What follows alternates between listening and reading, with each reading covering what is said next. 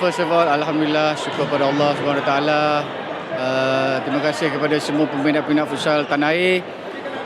Ini julung kalinya setelah hampir 10 tahun kami tidak dapat memegang piala Liga Wanita Kebangsaan. So pada tahun 2026 kami dapat balik memegang piala Liga Futsal Kebangsaan. Bagi saya, tekanan terletak pada diri sendiri.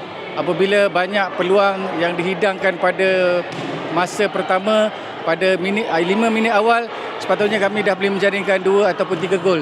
Tetapi ialah this is futsal. Selagi whistle belum tiup, selagi bola belum keluar, kita kena fight until the end lah. So Alhamdulillah, di 5 minit terakhir kami dapat menjaringkan 2 gol. So matlamat coach, adakah dicapai untuk kejohanan kali ini? Untuk saya, untuk majikan saya, Majlis Bandaraya Subang Jaya, tercapai.